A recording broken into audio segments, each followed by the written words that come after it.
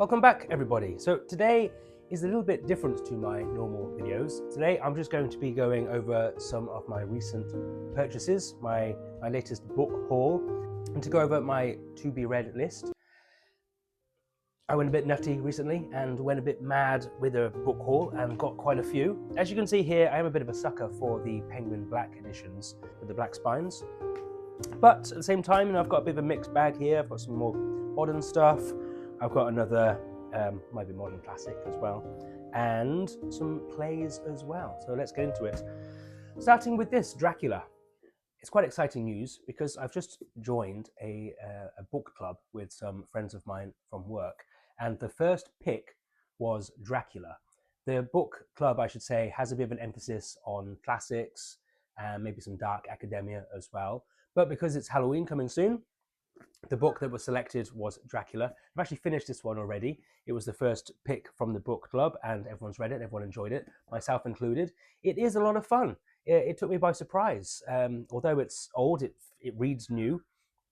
And of course, it's got all the stuff that you want from a Dracula story. It's full of Gothic imagery, dark towers, mystery, seduction, blood, thirst, and vampire hunting and all this kind of stuff. Plus some things which I wasn't expecting as well, like hypnotherapy and things like that. But it is a lot of fun.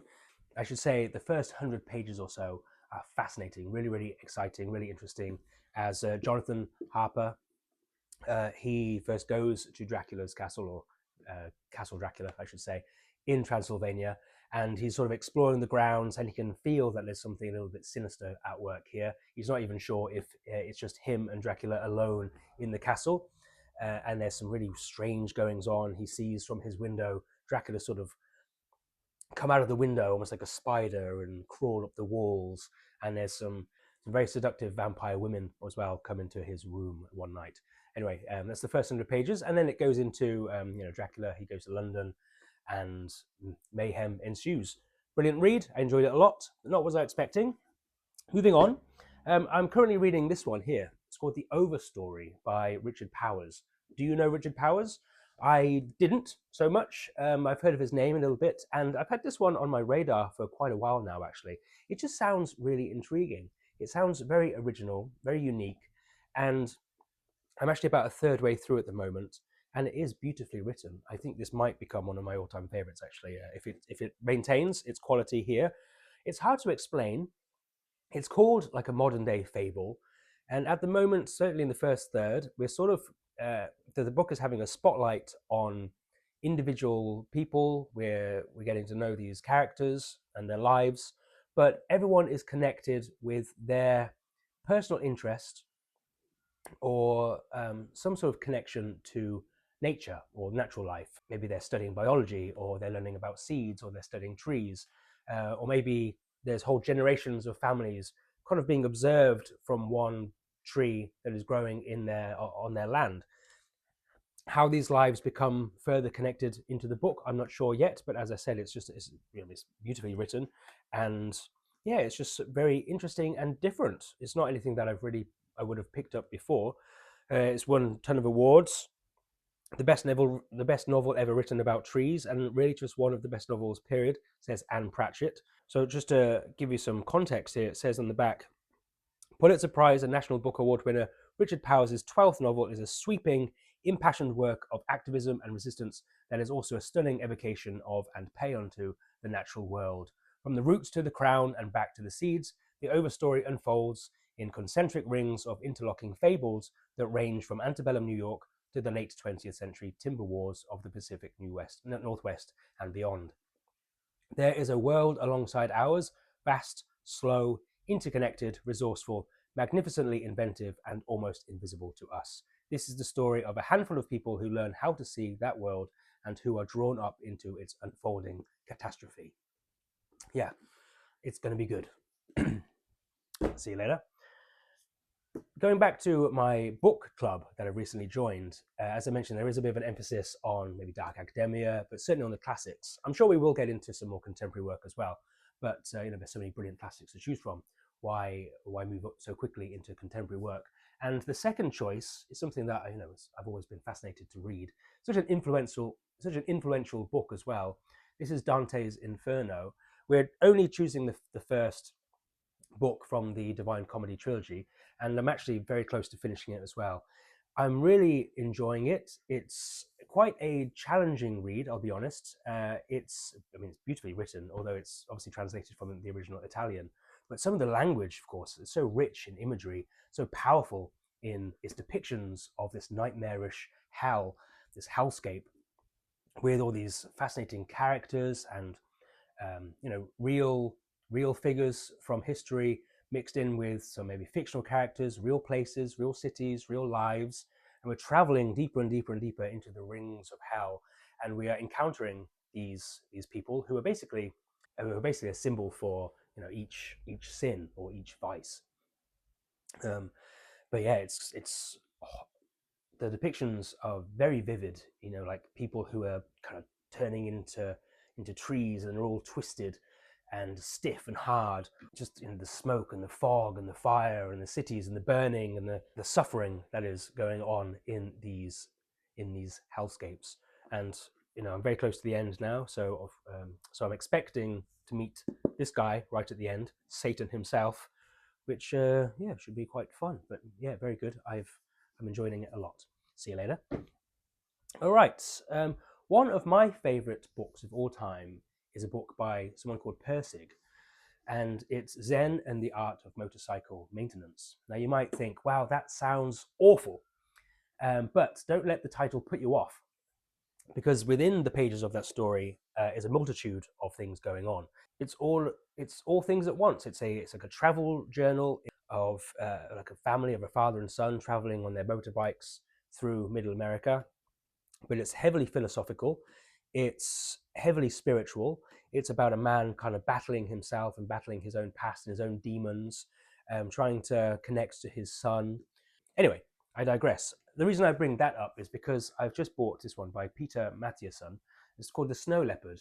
And I have a feeling I'm going to enjoy this one just as much, because there has maybe certain parallels to Zen and the Art of Motorcycle Maintenance. It's a travel journal, but obviously it's also tapping into ideas of spirituality and Buddhism. So I'll read the back blurb. In 1973, Peter Matthiessen and field biologist George Scala traveled high into the remote mountains of Nepal to study the Himalayan blue sheep and possibly glimpse the rare and beautiful snow leopard. Matthiessen, a student of Zen Buddhism, was also on a spiritual quest to find the Lama of She at the ancient shrine on Crystal Mountain. As the climb proceeds, Matthiessen charts his inner path as well as his outer one, with a deepening Buddhist understanding of reality, suffering, impermanence, and beauty. Stunning, fiercely felt, and magnificently written. One of the most wonderful accounts I know of journeying in our time. Yes, I think this is going to be a special one. Looking forward to getting into that one very soon. See you later. Shakespeare. Why not? We should read Shakespeare, shouldn't we? We know his plays, we know his characters. This is Othello. This is one of my all-time favorites of his. I've read it before, I read it at school, and then I went to see the play, loved it, loved some of the language, some of the phrases, some of the dialogue in this play. It's so masterful. Of course, everybody should read Shakespeare. And it's been years and years since I've actually just sat down and read a play from Shakespeare. And I'm sure it's going to be wonderful. I'm sure I'm going to be returning to some of the amazing, masterful language that he's so famous for. That is Othello. Of course, it's got the infamous Iago in Othello. Brilliant. Okay, so I read Dostoevsky's The Brothers Karamazov, which is obviously amazing. And I love Dostoevsky's other work. I've read The House of the Dead and White Nights. And I basically want to read all of his work at some point, like Demons and The Idiot, and of course Crime and Punishment. I feel like I'm going to save this one until I know I'm completely ready to kind of devour it and digest its full content. It's not actually as big as The Brothers Karamazov, and obviously it's so famous, people just talk about it all the time, don't they? If you talk about classics, if you talk about brilliant, masterful works of literature from the classic canon, then Crime and Punishment will always come up. So definitely looking forward to reading this one when I'm ready. And see you later. Last one is by Albert Camus. I've mentioned Camus before a few times. A lot of his literature, a lot of his stories and books have been mentioned on my channel. brilliant writer, brilliant author. He's written some fantastic, very kind of provocative and thought-provoking, interesting stories, full of introspective about human nature, and maybe also about good and evil as well. But this is The Myth of Sisyphus, which is not a fictional story. It's more like an essay or a collection of short essays. And I'm looking forward to reading this one as well. So here we are. The writing in this volume are all, in their own way, hymns to the physical world and the elemental pleasures of living. Through the story of a man condemned forever to roll a rock up a hill, the myth of Sisyphus argues that in a meaningless world, freedom and happiness can be gained through an awareness of pure existence. The other essays here include a lyrical evocation of the skies, shadows, and silences of summers in Algiers. That sounds really nice.